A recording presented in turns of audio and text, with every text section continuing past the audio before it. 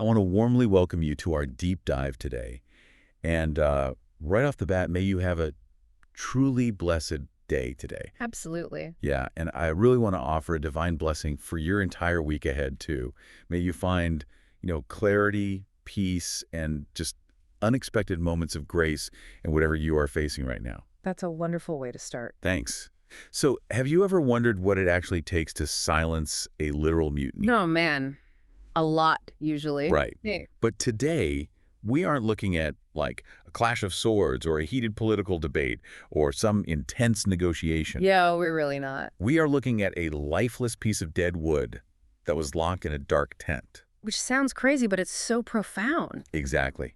We are diving deep into Numbers chapter 17 today, and the resources we're using to unpack this on the table are the extensive study notes from the Holman Study Bible and the NAA Study Bible. Both fantastic resources. Yeah, they really are. Our mission here is to explore how a walking stick blooming overnight isn't just, some ancient magic trick. Right. It's a profound lesson on leadership, divine authority, the sheer terror of unfiltered holiness, and humanity's really desperate need for a mediator. It really is a staggering narrative when you strip away the Sunday school familiarity of it. Yeah, because we've all heard the Sunday school version. Exactly. If you just skim the text, a stick growing leaves sounds somewhat, quaint, like a neat little nature trick. Just a little magic show. Right. But when you immerse yourself in the cultural context, the geographical isolation of these people, and the intense psychological weight of this specific moment in history, it completely transforms. So it's not just a nature miracle. Not at all. Yeah. It's one of the most pivotal, incredibly tense moments in the entire formation of the Israelite nation. To really grasp that tension, we have to look at the mood in the desert camp, because it is, frankly, incredibly toxic. That's awful. You have over 1 million people wandering in a harsh wilderness.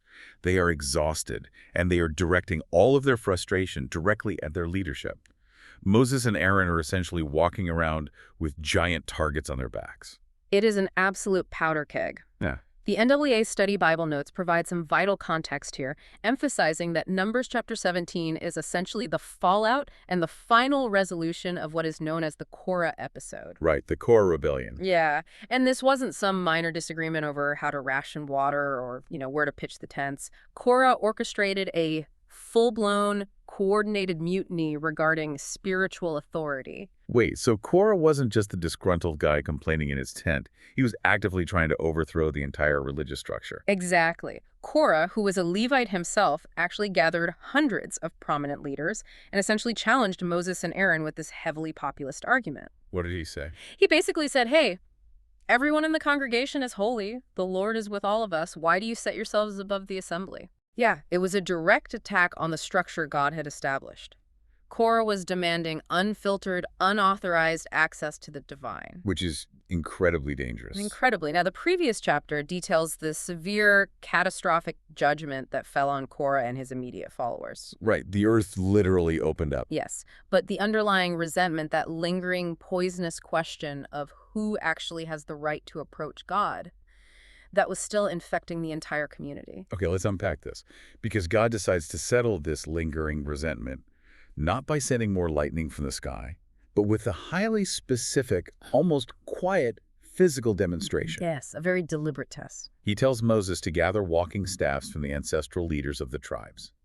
Now, I noticed a really interesting numerical detail in the NAA notes. The 13 staff. Exactly. Yeah. They collect 12 staffs for the secular tribes, plus Aaron's staff representing the tribe of Levi. So we are looking at 13 staffs in total. Right, and that distinction between the secular tribes and the priestly tribe of Levi is the absolute core of the test. And we have to understand what these wooden objects actually represented to these men. They weren't just hiking poles. Far from it. One of our sources, the Holman Study Bible, provides a fascinating linguistic key here. The Hebrew word used in this passage is mata. Yeah, and mata translates to both staff and tribe. Oh, wow. So by handing over their staffs, they're essentially handing over their entire tribal identity. Precisely. In the ancient Near East, a leader's staff was not just a tool to lean on or, herd sheep. It was the physical embodiment of his authority. Like a scepter. Exactly like a scepter. These pieces of wood would be carved with lineage, polished by years of handling, maybe decorated to reflect family history. So it's deeply personal. Very. It was a man's resume, his title, and his ego, all wrapped into one single object. Moses is instructed to literally have them write their names on their respective staffs to ensure there's absolute, undeniable identification. See, I would think if you want to prove your authority, you bring out a weapon. A sword, a spear, something that projects actual power. Sure, that's the human way. Right. So why would God choose a mundane, completely lifeless piece of dead wood to settle a really complex political and spiritual dispute? It is all about stripping away human capability. Sure. You have a community that is overflowing with its own perceived power, its own opinions, and its own self-importance. They think they can do it all themselves. Exactly. So God requires them to surrender all of that down to a piece of dead, dry wood. Think about what a staff is.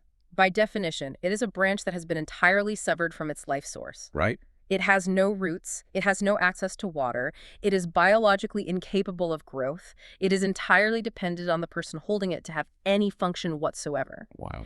So by having these 13 leaders surrender their personal staffs, God is forcing them to surrender their own power. He's creating a perfectly blank, completely lifeless canvas. Because when you start with something that is demonstrably entirely dead, any life that comes out of it can only be attributed to one singular source. Exactly. It totally eliminates any possibility of human tampering. Which is why the location of this test is just as important as the objects themselves. Moses doesn't just leave these 13 sticks out in the desert sun to see what happens. No, he doesn't. And he doesn't guard them in his own personal tent where someone could accuse him of, foul play or switching them out. Right. The Holman notes highlight that they are placed inside the tent of meeting, directly in front of the testimony, which is the Ark of the Covenant. This isn't just a secure storage room. Not at all. This is the Holy of Holies. This is the most sacred, restricted, and dangerously holy square footage on the planet at that time. It's basically radioactive with holiness. That's a great way to put it. To put this in perspective, the high priest is only permitted to enter this specific space once a single year. On the Day of Atonement. Yes, on the Day of Atonement, and only after rigorous, extensive purification rituals to cleanse the sanctuary from the sins of the people. So placing the stats there is essentially placing the egos and identities of these rebellious leaders directly in the crosshairs of the unshielded, searing holiness of God. Exactly. It is the ultimate trial by divine presence. It is a terrifying proposition if you understand the theology of the tabernacle. And the results of this trial occur literally overnight. Which is wild. When Moses returns the next morning, the text reveals an event that completely bypasses the entire natural order. The Holman notes describe it as a quadruple miracle. 4 miracles in one. Yeah. Aaron's dead piece of wood had budded, it had sprouted shoots, it had produced flowers, and it had yielded fully formed almonds. See, I would think an olive branch makes more sense here, right? It's a universal symbol of peace, which is exactly what a mutinous camp needs. Yeah. Why did God specifically choose an almond? The botanical choice is heavily emphasized in both the Holman and the NWA study notes. The almond tree is unique in the Middle East because it is typically the very first tree to awaken from winter and blossom in the spring. Oh, interesting. Yeah, because of this, it represents vigilance, priority, and life springing suddenly from the cold dead of winter. Furthermore, the white blossoms of the almond tree carry deep symbolic weight. What do they represent? The NWA notes explain that these brilliant white flowers visually represent purity, holiness, and God's own character. And there's a prophetic connection too, right? Yes, there is. The Holman notes draw a direct line to the prophet Jeremiah. In Jeremiah chapter 1, God gives the prophet a vision of a blossoming almond branch to demonstrate his watchful care over his word to fulfill it. Wow. So the almond isn't just a random fruit. It is a clear declaration of God's vigilant, active authority. Here's where it gets really interesting. I want you, listening right now, to visualize the sheer impossibility of this. Imagine taking your wooden broom handle from your closet, leaving it in a dark room, and waking up to find it has grown a branch, covered in fragrant white flowers, and is heavy with perfectly ripe fruit. It completely defies physics. It does. But I want to push back on the mechanics of this. Why the full, accelerated life cycle? Like, why go from a closed bud all the way to a ripe, edible almond on the exact same stick at the exact same time. It is a visual theology lesson. By displaying the bud, the flower, and the mature fruit all at once, God is communicating that true divine leadership isn't just about the initial calling, which is represented by the bud. Okay. And it isn't just about looking the part or having an impressive presentation, which is represented by the flower. Ultimately, legitimate spiritual leadership must produce sustaining nourishment, the fruit. So it's a complete package of character and outcome. Exactly. And the Holman notes take this a step further regarding those white blossoms. This entire display of purity was a strict visual mandate. A mandate for the priests. Yes. It demonstrated to the entire camp that holiness must absolutely permeate the words and the actions of those who serve as mediators between God and the people. The priests couldn't just be administrative officials organizing sacrifices. Their very lives, their inner character, had to reflect the purity of the God they were serving. You would think that after seeing something so undeniably miraculous and clear, the camp would be relieved. Like, the dispute is settled, the leadership is concerned, let's all celebrate and stop complaining. You would think so, but no. But the psychological whiplash here is intense. The reaction of the Israelites is perhaps the most revealing part of the entire chapter. When Moses brings all 13 staffs out of the Holy of Holies and presents them to the leaders and the congregation, they don't cheer. They don't. They don't offer apologies. They absolutely panic. The text says they cry out to Moses, screaming, "We will die. We are lost. We are all lost. Anyone who approaches the tabernacle of the Lord will die. Are we all going to perish?" They completely overcorrect. They go from arrogant rebellion saying, we are all holy, we can all approach God, to sheer existential terror saying, we're all going to be incinerated. The NDAA notes point out that this is the precise moment the miracle accomplishes its true purpose. The terror is the point. In a way, yes. It unequivocally convinces the people of the priest's rightful, necessary position.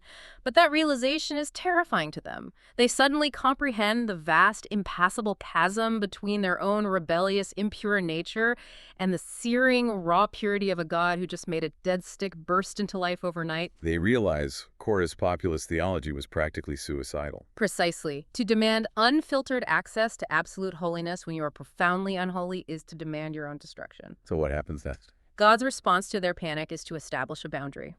He instructs Moses to take Aaron's blooming staff and put it back in front of the testimony. It is to be kept there permanently. So it becomes a museum piece. More of a hazard sign, really. The text explicitly says it is to be kept as a sign against rebels so that they won't die. Wow. The staff becomes a permanent visual boundary marker. It communicates the matter is settled, do not cross this line because you will not survive the encounter.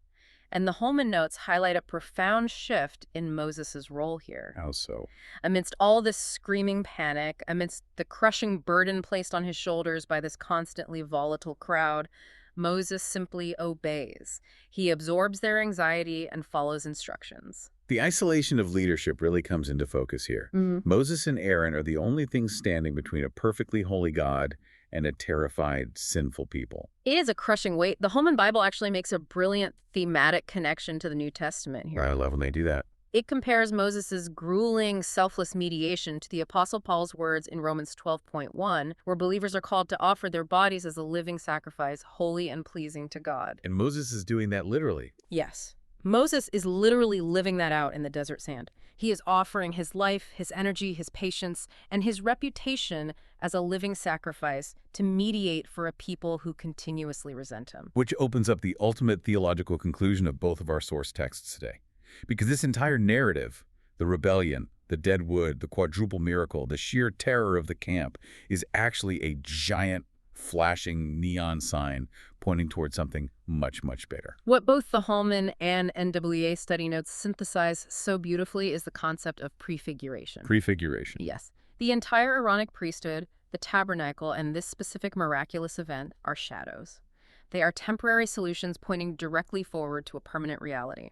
The ancient priesthood was essentially a localized band-aid on a universal human problem. The problem of how a flawed human being can possibly approach a perfect God without being destroyed. Yes.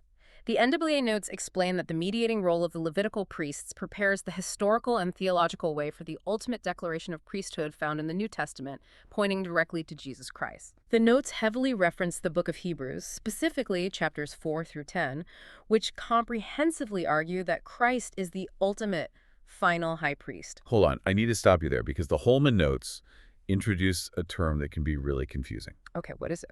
They say Christ represents a superior priesthood because he is of the order of Melchizedek. Ah, yes. That sounds like a secret society or something. Yeah. Who is Melchizedek, and why does this order make Christ's mediation superior to Aaron's? It is a crucial distinction.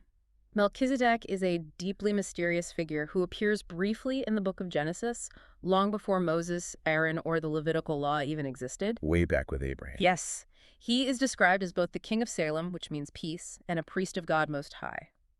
Abraham, the father of the Israelite nation, actually pays tithes to Melchizedek. And that's significant because Because it establishes that Melchizedek's authority is greater than Abraham's, and by extension, it's greater than Aaron's, since Aaron descends from Abraham. Oh, I see. So it's an older, higher authority. But Mhm. how does that connect to Christ? Well, the author of Hebrews points out that Melchizedek has no recorded genealogy in Scripture, no record of his birth or death.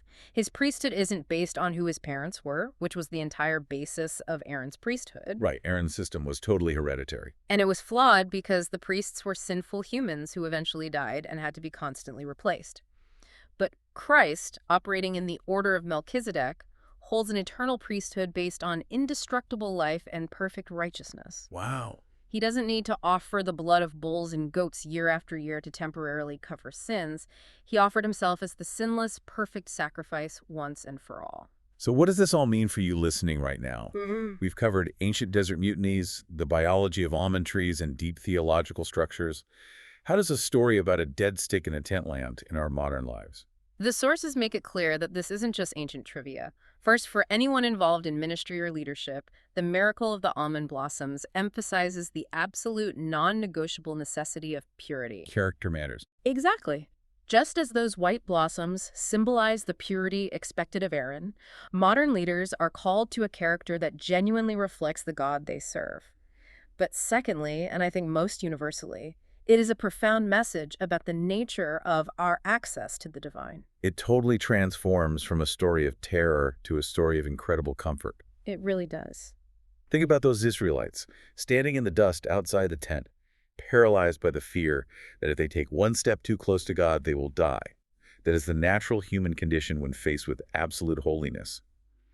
But we don't have to stand outside the tent screaming in terror. No, we don't. Because the ultimate high priest, the permanent mediator that Aaron's budding staff was merely foreshadowing, has already bridged that terrifying gap. That is the ultimate resolution of the biblical narrative. Aaron's staff was placed in the Holy of Holies as a warning of death to those who rebelled. But Christ's mediation is an open invitation to life for those who are far off. Beautifully said. The sheer terror of the Israelites is completely understandable because they lacked a permanent, perfect mediator to shield them. The peace available to the believer today is based entirely on having exactly that. We have a high priest who has passed through the heavens. Let's take a breath and recap the incredible journey we've just been on today.